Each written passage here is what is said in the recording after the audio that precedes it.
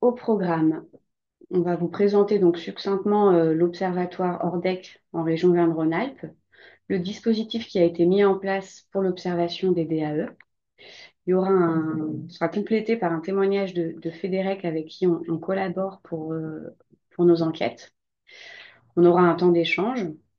Et ensuite, la seconde partie sera consacrée vraiment aux chiffres. Donc, dans un premier temps, les chiffres du marché du recyclage en France. Et dans un second temps, les chiffres de l'observation des déchets d'activité économique en région en 2022. Donc voilà, pour ce qui est du programme. Et donc, avant de rentrer en matière, je laisse la parole à Hervé Baffy de l'ADEME.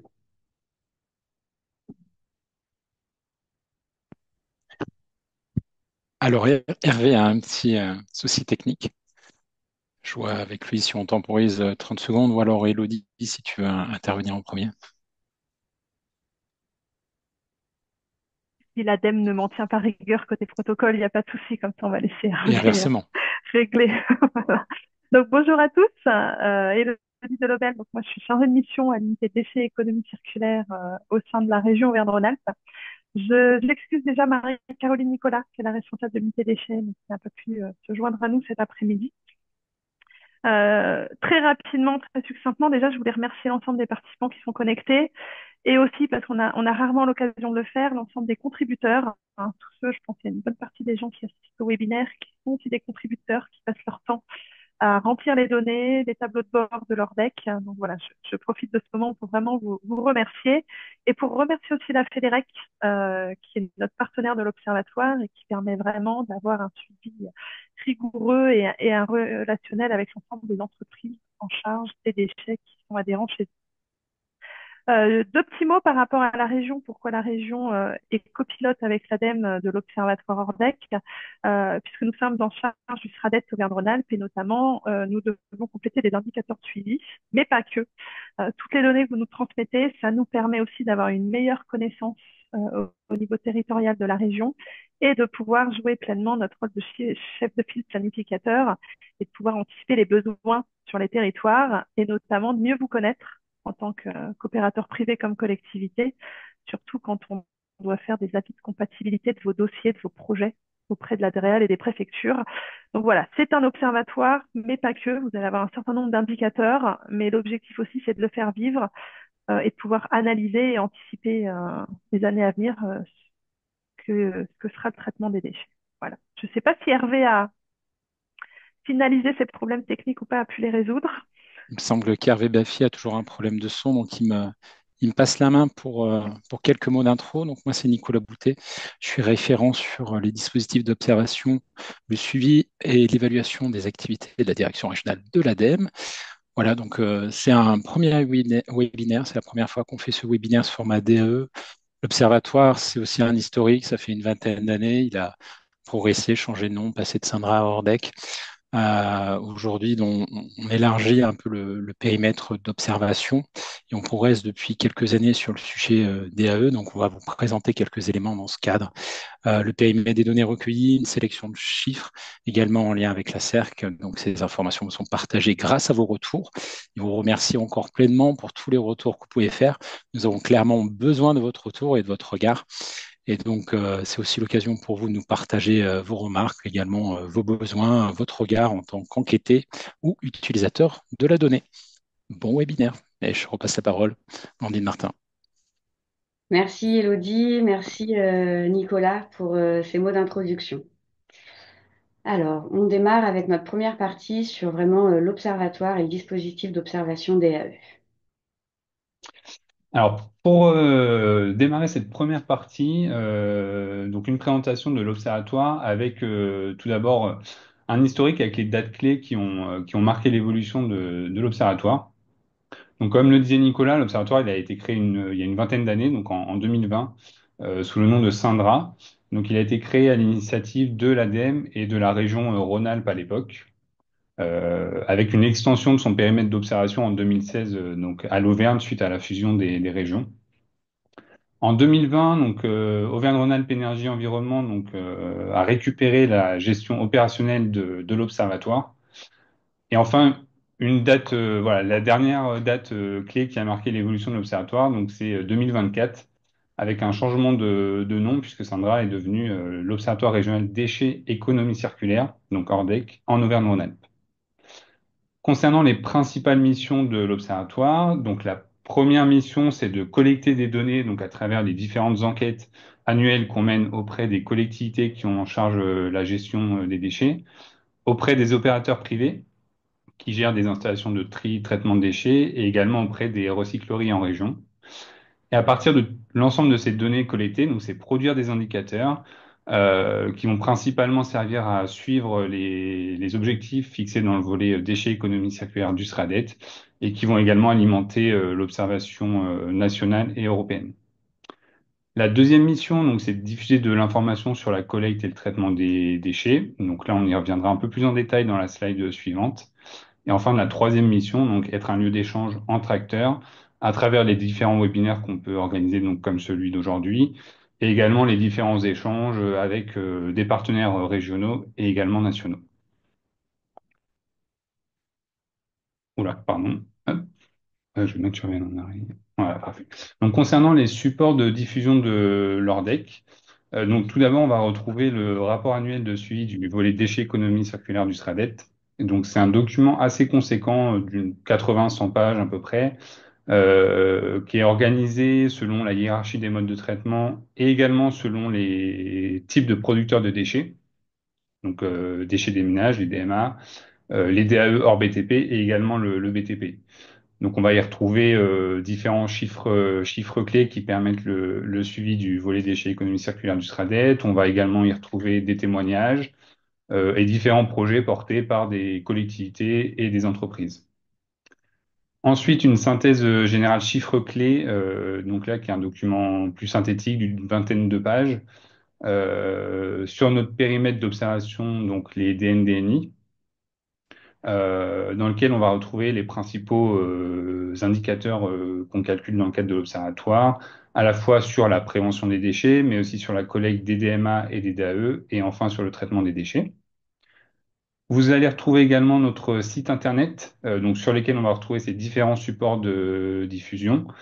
On va retrouver également du contenu thématique, des actualités, différentes cartographies qui sont téléchargeables sur notre site.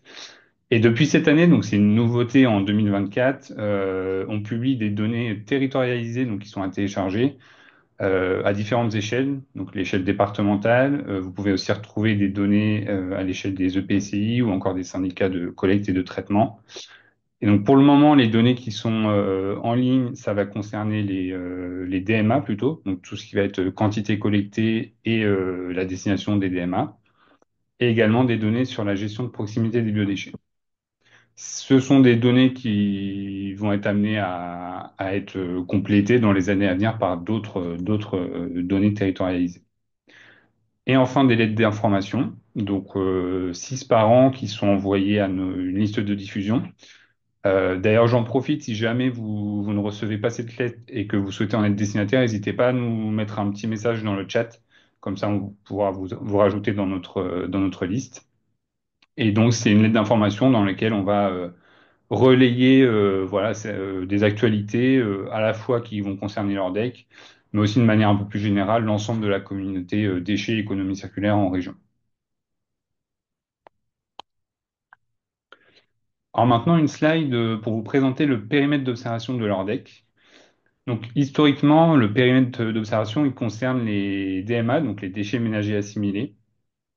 Donc en fait, nous, ce qu'on va observer, c'est tous les DMA qui sont gérés par les collectivités. Donc ce qu'on appelle un peu dans notre jargon les DMA SPPGD, donc pris en charge par le service public de prévention et de gestion des déchets.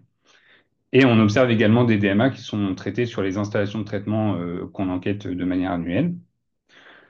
Depuis 2020, donc notre champ d'observation, il s'est étendu aux déchets des activités économiques hors BTP. Et donc cette extension, elle a fait suite à une méthode en fait d'observation nationale mise en place par l'ADEME en 2020, ce qui nous a permis du coup d'entamer cette voilà l'extension de l'observation à ce type de déchets. Et donc on est bien sur un périmètre non dangereux, non inerte, dans lequel on va également exclure les boues, les déchets agricoles Et du coup, tout ce qui va être déchets assimilés aux déchets ménagers, eux, on va les retrouver dans les DMA. Ce qui va concerner les déchets du BTP, donc là, c'est hors champ d'observation de l'ORDEC, puisque ça va être suivi par la CERC Auvergne-Rhône-Alpes, donc qui est la cellule économique régionale de la construction. Et enfin, depuis 2023, donc on a démarré une observation des déchets pris en charge par les filières REP et également des déchets dangereux. Et depuis cette année 2024, on a également réalisé un travail sur les déchets amiantés, qui a permis notamment de réaliser une cartographie sur les solutions de collecte et de traitement de ce type de déchets que vous pouvez retrouver en ligne sur notre site internet. Et donc le webinaire d'aujourd'hui, comme on l'a précisé, il va être centré sur les DAE. Et je laisse la parole à Blandine pour poursuivre. Donc, pour cette partie-là, on va rentrer un peu plus dans le détail de notre mode de collecte de données et quelles données on a et du coup quelles données on va pouvoir vous présenter en deuxième partie de ce webinaire. Donc la collecte de données, elle s'organise autour de 4 enquêtes principales. On a l'enquête auprès des acteurs publics. Donc c'est toutes les EPCI qui ont une compétence collecte ou traitement des déchets sur la région.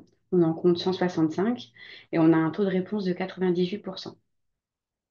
Ensuite, il y a l'enquête auprès des acteurs privés. Donc, c'est toutes les entreprises qui ont sous leur maîtrise d'ouvrage une installation de traitement ou de collecte des déchets.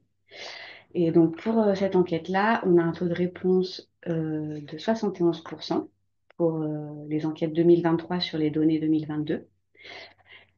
La troisième enquête, c'est les enquêtes auprès des unités de méthanisation. 123 unités et cette enquête, elle est copilotée avec la DREAL. Donc c'est la DREAL qui va lancer l'enquête et ensuite on intervient pour le suivi des réponses et la consolidation des données. La dernière enquête, elle concerne les recycleries pour l'observation du réemploi et on a un taux de réponse de 70%. Pour la plupart de ces enquêtes, et on essaye de collaborer avec les autres acteurs régionaux qui ont besoin également d'informations et de connaissances sur les déchets et économie circulaire. Donc, on est en collaboration avec la FEDEREC pour l'enquête auprès des acteurs privés, avec la CERC, et pour le réemploi auprès de l'acteur Résolution, qui est le réseau régional ressourcerie-recyclerie en Auvergne-Rhône-Alpes. Donc, ça, c'est notre système d'enquête. Et donc, par rapport à notre sujet du webinaire, à savoir donc les déchets d'activité économique, on retrouve des données DAE dans 3 de ces enquêtes. Dans les installations de traitement gérées par des acteurs publics, dans les installations de collecte et traitement gérées par des acteurs privés et sur les unités de méthanisation. Donc, je vous propose de rentrer un peu plus dans le détail en fait de ces installations sur lesquelles on peut retrouver des DAE. Donc, concrètement, on recense 564 installations de collecte ou de traitement pouvant recevoir des DAE sur la région. Ces installations Donc, ces installations, elles sont soit sous maîtrise d'ouvrage public, soit sous maîtrise d'ouvrage privé.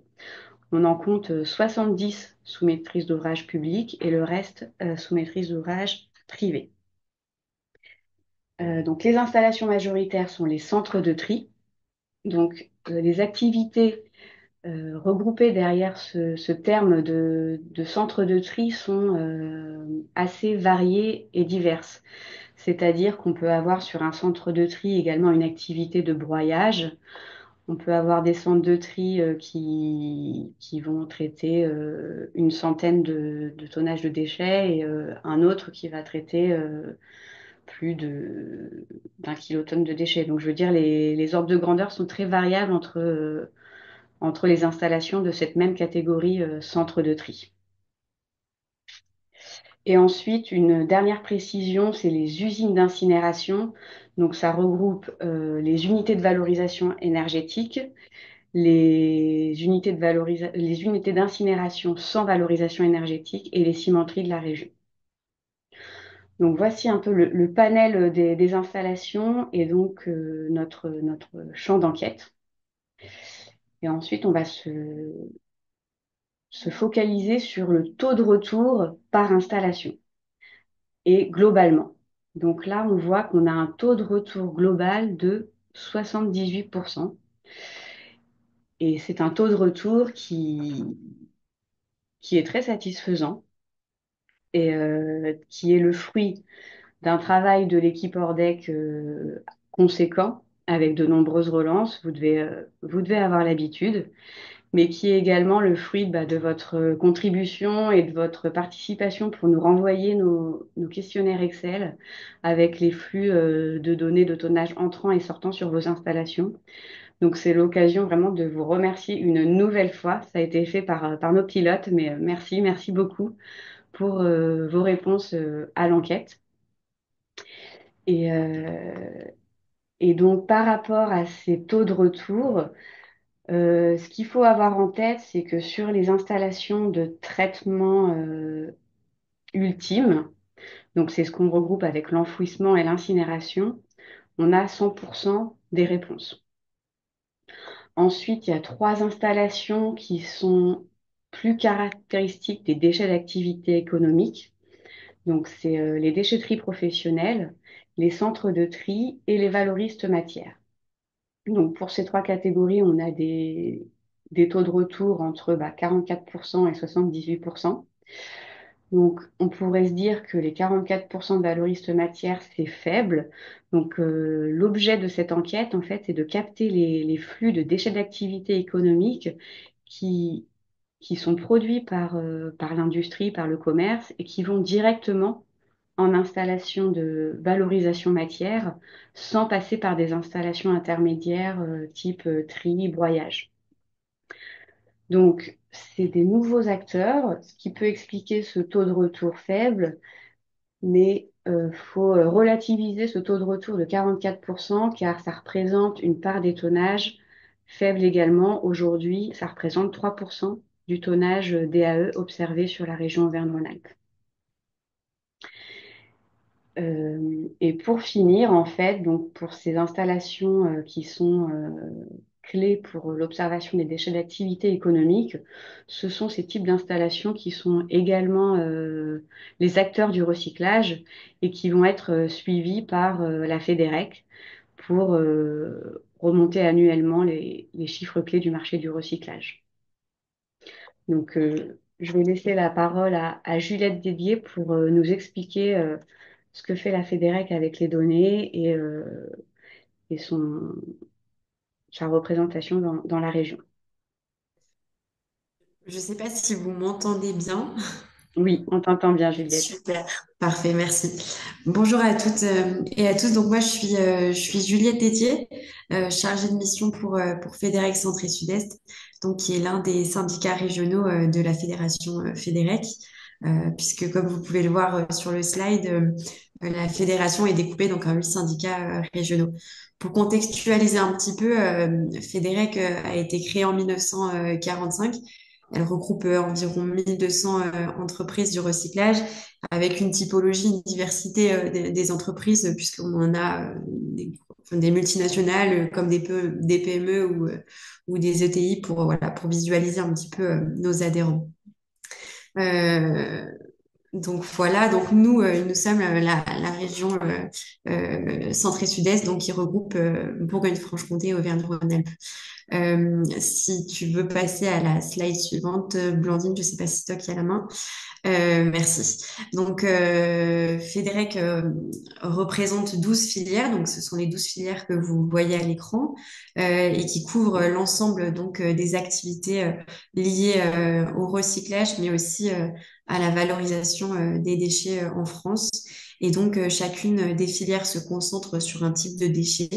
Avec voilà un travail d'expertise de la fédération sur ces différentes filières et un suivi quotidien sur voilà la vie de ces filières. Pour situer un petit peu plus particulièrement FEDEREC Centre et Sud-Est que je représente aujourd'hui. Donc, comme je vous disais, nous, on couvre les régions Auvergne-Rhône-Alpes et Bourgogne-Franche-Comté pour 21 départements. Voilà, pour vous donner une idée. Donc, c'est une région, c'est un syndicat régional qui est assez dynamique. On a environ 80 adhérents Donc, ils sont tous des acteurs essentiels du recyclage. Et donc, voilà, vous pouvez voir le nombre d'établissements, que ce soit en Bourgogne-Franche-Comté ou Auvergne-Rhône-Alpes, voilà, avec le nombre d'employés que ça peut regrouper sur notre région. On peut passer, pourquoi pas, au schéma sur les matières collectées et traitées sur notre syndicat. Donc voilà, c'est des schémas sur la répartition donc des déchets collectés, que ce soit en Auvergne-Rhône-Alpes et Bourgogne-Franche-Comté. Pour la petite parenthèse, vous avez une grande partie qu'on voit en bleu, un pourcentage un peu plus grand, qui représente les déchets non dangereux et déchets du bâtiment. Donc là, le pourcentage est un petit peu plus grand. Pourquoi? Parce que c'est du déchet en mélange, donc qui potentiellement regroupe des déchets d'autres filières. Mais si on prend les pourcentages les plus grands qui suivent juste après, vous avez notamment le métaux ferreux, le bois, papier, carton, voilà, qui sont bien représentés. Je veux pas être trop bavarde, mais c'était simplement au moins ça pour contextualiser un petit peu les activités, les missions de Fédérec et en tout cas le cœur du métier. Mais tout ça pour rebondir sur le fait que ces données, en tout cas ces chiffres qui sont au cœur du sujet aujourd'hui, nous, ils sont essentiels parce qu'ils nous permettent de représenter la profession, enfin, notre profession, et de la rendre plus lisible, donc du coup plus visible auprès des différents acteurs, que ce soit les pouvoirs publics, nos partenaires ou les grands publics, voilà. Et donc, c'est justement dans cette dynamique que s'inscrit cette collaboration entre Fédérec et l'Ordec, parce que finalement, on travaille ensemble à mettre en lumière ces chiffres du recyclage et donc, du coup, par extension, de mettre en valeur aussi le travail de nos adhérents, en tout cas leur activité. Donc voilà, ces données, c'est vraiment un pilier. Là, vous en avez qu'un exemple, mais toutes ces données, c'est vraiment un pilier pour comprendre ce secteur du recyclage et puis pour eh bien en illustrer son importance. Voilà. Donc, c'est vrai que dès le départ, Fédérac a été impliqué dans ce projet, en tout cas pour mutualiser les efforts mis en place pour créer cette base de données. Euh, on collecte pardon, des données qui sont similaires et avec les mêmes objectifs. Ces objectifs, c'est de fiabiliser des chiffres, donc de pouvoir représenter au mieux l'actualité et je dirais le constat de ce secteur, mieux connaître nos activités et donc eh bien mieux les faire connaître aussi, ça va ensemble, et puis éviter du moins tant que possible de sursolliciter nos adhérents avec des enquêtes similaires. Donc voilà, ce partenariat, voilà, il permet vraiment cette stratégie-là pour obtenir ces chiffres. C'est important, vous l'avez dit Blandine, enfin tu l'as dit Blandine, mais de souligner que, que ces chiffres, c'est vrai que enfin, ces enquêtes, elles sont fastidieuses, ça demande du temps, mais elles sont aussi essentielles parce qu'elles nous permettent d'établir, je le disais, des bases solides, en tout cas pour défendre et représenter notre secteur. Donc j'en profite pour remercier nos adhérents pour leur investissement et le temps qu'ils prennent à y répondre. Ça nous permet d'avoir des taux de retour plutôt encourageants, bien qu'ils soient perfectibles, mais voilà, d'avoir une lecture assez claire sur les données du secteur. Et donc voilà, et donc vous l'aurez compris, l'une des missions de Fédérec, c'est vraiment de représenter et de pouvoir défendre eh bien, le monde du recyclage, nos adhérents. Et tout ça, ça passe à travers des données cohérentes, fiables.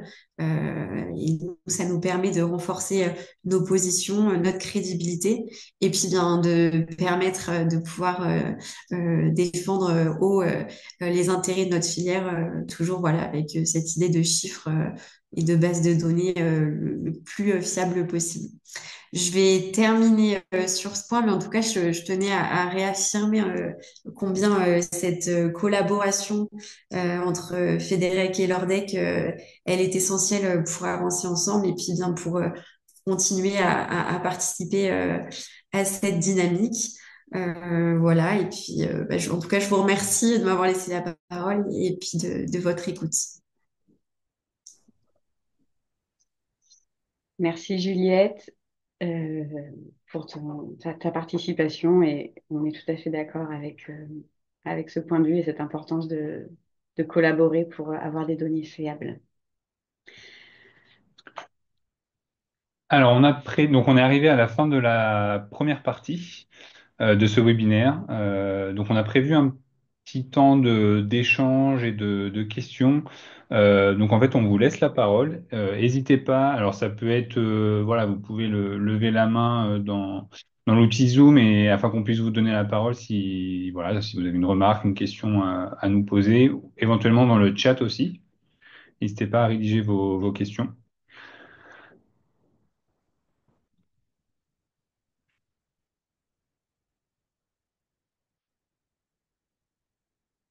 Donc on va laisser voilà, quelques minutes et puis à l'issue de ce temps d'échange et de questions, on pourra entamer la deuxième partie par la suite. N'hésitez pas hein, à poser vos questions, à faire vos remarques, et puis sinon on enchaînera. Et puis on a une première question, Blandine Martin. Mm. Est-ce qu'on Oui, pourra avoir accès à la présentation? oui, tout à fait. Vous pourrez avoir accès à la présentation. Elle sera envoyée en fait à tous les participants à l'issue du webinaire. Et puis je pense qu'elle sera aussi publiée sur le site internet de l'Observatoire. Et il y aura également aussi du coup l'enregistrement du webinaire qui sera disponible. Pas de questions sur ces éléments généraux qui ont bien présenté comment recueillir la donnée, les périmètres d'enquête, globalement le sujet? C'est que ça a été clair. C'est vrai que c'était une partie plus générique, information d'organisation, de méthodologie. Alors, je vois qu'il y a une question. Voilà, ça arrive. Ouais. Ouais.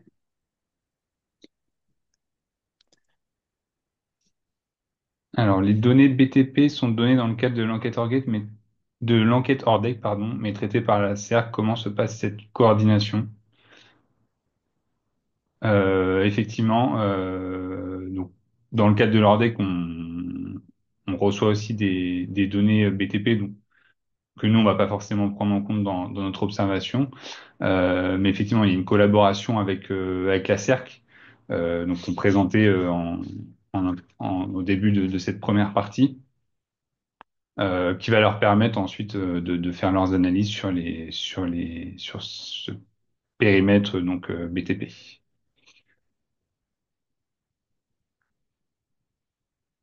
Tu veux que je te lise la question? Non, bah, c'est bon. Les données sont-elles accessibles en open data? Alors non, les données qu'on nous fournit ne sont pas accessibles en open data parce que voilà, bah, il y a quand même une histoire de confidentialité de la donnée, donc on ne pourrait pas publier des données, les données unitaires qu'on nous fournit.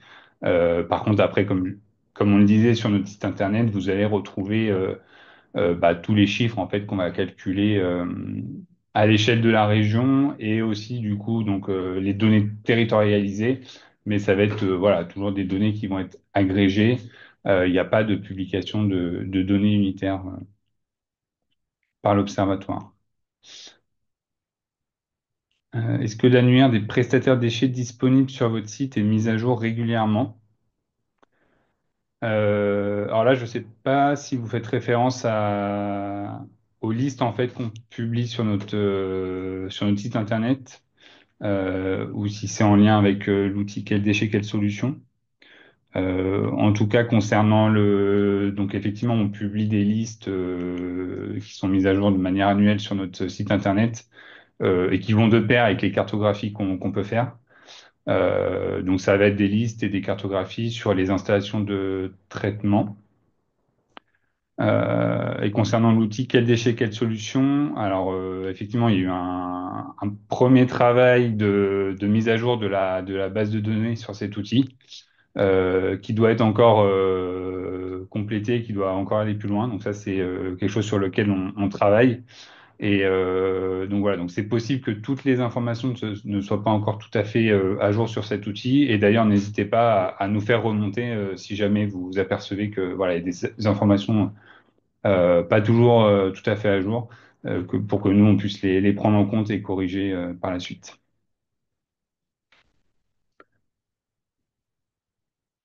Euh, sur quelle base interrogez-vous les opérateurs privés? Ouais. Alors, par rapport à cette question-là, je ne sais pas s'il s'agit, enfin, je comprends pas tout à fait le terme de base, mais en tout cas, euh, nous interrogeons les opérateurs privés à partir d'un fichier Excel qui doivent nous renvoyer.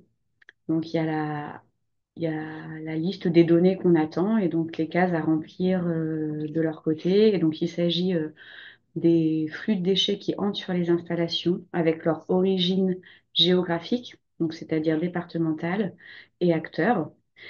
Et ensuite, il y a les flux sortants des installations et donc vers quelle destination départementale ils se destinent et vers quel traitement ils s'orientent entre de la valorisation matière, de la valorisation organique, de la valorisation énergétique ou du traitement résiduel type enfouissement.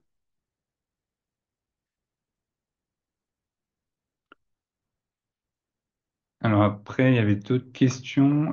Comment les prestataires déchets sont recensés dans l'annuaire quels déchets, quelles solutions tenues à jour par l'ORDEC? Tu veux répondre? Alors, pour cette partie-là, donc, une première source d'information, c'est notre source d'enquête. Donc, cette source d'enquête, c'est une liste d'acteurs et d'installations qui est enrichie chaque année depuis que les enquêtes existent et qui a fait l'objet aussi d'un gros enrichissement en 2021 avec l'observation des DAE. Donc, c'est une première source de données. Donc, et après, donc, peut-être que là, vous avez besoin d'informations sur justement comment on est allé chercher toutes ces installations à enquêter sur les DAE. Et ben, donc, on est parti de la base INSEE avec tous les établissements qui sont déclarés en région. On a croisé avec la source IREP pour les installations classées pour la protection de l'environnement. Et on a croisé avec les adhérents FEDEREC, on a croisé avec quoi d'autre? Avec beaucoup de sources de données qui permettent d'identifier les prestataires. Donc ça, c'est une partie des acteurs qu'on va retrouver sur quel déchet, quelle solution. Et il y a une seconde partie des acteurs qui est vraiment propre à l'outil. Et donc ça fait l'objet d'un gros travail historique. Je n'étais pas encore au sein de l'Observatoire quand cette base de données a été créée. Et donc on la met à jour de manière itérative. C'est-à-dire que par moment, on a l'information que l'installation a changé, a renommé, a été fermée, s'est déplacée. Et donc ça va être mis à jour de cette manière-là. Et je pense qu'il y a certaines installations qui y figurent qui sont peut-être obsolètes. Donc ça fait partie de notre travail de mettre à jour tout ça. Alors, il y a encore deux questions dans le chat. Avez-vous des données sur les fractions de matériaux valorisables dans les DAE en mélange? Tu peux me redire la question? Avez-vous des données sur les fractions de matériaux valorisables dans les DAE en mélange? Alors, on ne pose pas la question de cette manière-là dans notre enquête. Ce qu'on va poser comme question, c'est quelle est la nature de vos flux entrants? Donc, on va retrouver le type déchet en mélange. Et ensuite, on va poser la question, quelle est la nature de vos déchets sortants? Et donc là, on va également retrouver le type déchets en mélange ou refus de tri, et également toutes les autres typologies de déchets. Donc en fait, on peut avoir une réponse à cet indicateur-là en faisant le rapport entre ce qui est entré en mélange et ce qui ressort en mélange de refus de tri versus ce qui a été trié. Mais on ne va pas, en tout cas, poser la question de cette manière-là précisément. Et ensuite, c'est pas forcément quelque chose que vous allez retrouver dans les chiffres qu'on va vous présenter après. Je préfère tout de suite bah, casser le suspense. Et une dernière question, pourquoi ne pas aller chercher des infos dans Track Déchets? Oui, c'est un sujet actuel sur lequel on échange avec les autres observatoires. Et en fait, aujourd'hui, nous n'avons pas accès à la base de données Track Déchets, qui, euh, qui a l'air d'être vraiment une mine d'informations. Donc, ça fait partie de